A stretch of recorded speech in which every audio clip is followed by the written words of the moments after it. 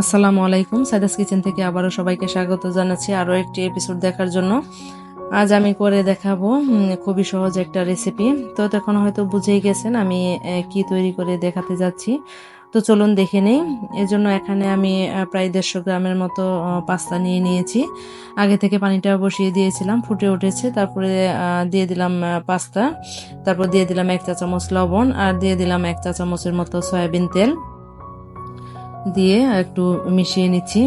তেলটা দিলে যখন পানি থেকে আমরা পাস্তাটা ছড়াবো তখন আর লেগে যাবে না, সেজন্য তেলটা দিলে একটু ভালো হয়। লবণটা দিলে টেস্টটা ভালো আসে, সেজন্য লবণ আর তেলটা দিয়ে অবশ্যই সেদ্ধ করে নেবেন। এই তো সেদ্ধ হয়ে গিয়েছে। এখন আমি একটা ঝাঁঝরি দিয়ে তুলে নিচ্ছি। একটা ছড়ানো প্লেটে ছড়িয়ে রাখবো, তা না হলে পাস্তাগুলো ওঠানোর পরে সবগুলো দলা পেকে যায়। সেজন্য একটা ছড়ানো প্লেটে আমরা রেখে দিব।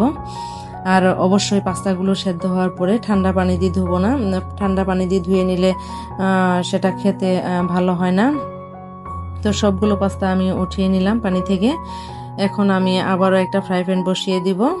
ফ্রাই প্যান বসিয়ে দিয়ে দিচ্ছি 2 টেবিল চামচ পরিমাণ বাটার। বাটারটা দিলে যখন দেখব মেল্ট হয়ে গিয়েছে তখন আমি দিয়ে দিব কিছু রসুন কুচি। এই তো এখন আমি দিয়ে দিচ্ছি 1 টেবিল চামচ পরিমাণ রসুন কুচি আর 1 টেবিল চামচ পরিমাণ পেঁয়াজ কুচি। পেঁয়াজটা আমি বেশি কুচি করিনি, একটু মোটাই রেখেছি। তারপরে একটু হালকা নেড়ে চেড়ে নিব। হালকা একটু নেড়ে চেড়ে নেওয়া হয়ে গেলে এই পর্যায়ে আমি দিয়ে দিব হচ্ছে গাজর কুচি। এই গাজর কুচিগুলো আমি ফ্রোজেন করে রেখেছিলাম, সেখান থেকে বের করে দিয়ে দিয়েছি। আমি গাজরগুলো হালকা একটু ভাপিয়ে তারপরে ডিপে সংরক্ষণ করেছিলাম। সেখান থেকে 2 টেবিল চামচ পরিমাণ গাজর দিয়ে দিলাম। দিয়ে আবারও একটু নেড়ে চেড়ে মিশিয়ে নিচ্ছি।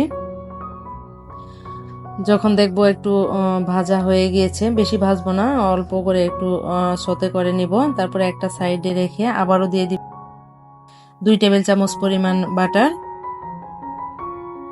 বাটারটা দিয়ে আবারও যখন মেল্ট হয়ে যাবে তখন দিয়ে দিচ্ছি 1 টেবিল চামচ পরিমাণ ময়দা। এখন ময়দাটা ভালোভাবে বাটারের সাথে মিশিয়ে নিয়ে ভালোভাবে একটু ভেজে নেব। এই তো দেখুন একদম সুন্দরভাবে মিশানো হয়ে গিয়েছে। এখন সবজির সাথে মিশিয়ে নেব। সবজির সাথে একটু ভালো করে মিশিয়ে নিয়ে এ পর্যায়ে আমি দিয়ে দিব হচ্ছে 1 কাপ পরিমাণ লিকুইড দুধ। আমি এটা গরুর দুধ আগে থেকে জাল করে রেখেছিলাম, সেখান থেকে 1 কাপ পরিমাণ দিয়ে দিলাম। এখন এই পর্যায়ে নাড়াচাড়া একদম বন্ধ করা যাবে না, অনবরত নাড়তে থাকতে হবে, তা না হলে আবার দলা পেকে যাবে, তখন আর ভালো লাগবে না। তো এই তো দেখুন ফুটে উঠেছে আর ভালোভাবে মিশিয়ে নিয়েছি। এ পর্যায়ে আমি দিয়ে দিলাম 1/2 চা চামচ পরিমাণ গোলমরিচ গুঁড়া আর 1 টেবিল চামচ পরিমাণ চিনি দিয়ে আবারও ভালোভাবে মিশিয়ে নিচ্ছি।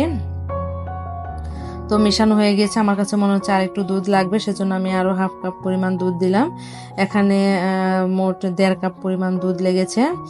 দিয়ে এখন দিয়ে দিচ্ছি 1 চিমটি পরিমাণ লবণ। লবণটা আসলে স্বাদ বুঝে দিবেন।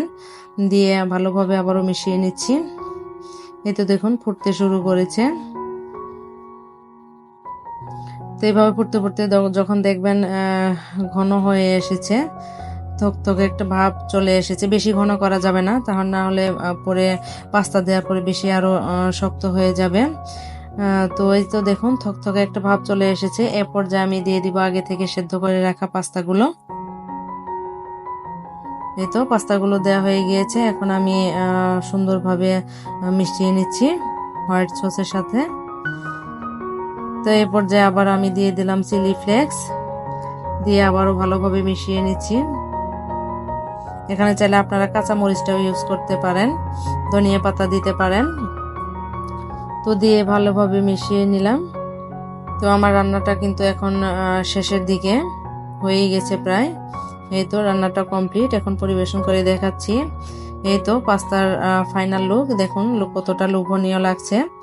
আশা করি আজকে ভিডিওটি আপনাদের ভালো লেগেছে। যদি ভিডিওটি ভালো লাগে থাকে তাহলে প্লিজ একটা লাইক দিতে ভুলবেন না। ফ্রেন্ডস এবং ফ্যামিলির মধ্যে শেয়ার করবেন। আমার চ্যানেলটি সাবস্ক্রাইব করে প্লিজ আমার পাশে থেকে আমাকে সাপোর্ট করবেন। সবাই ভালো থাকবেন। আল্লাহ হাফেজ।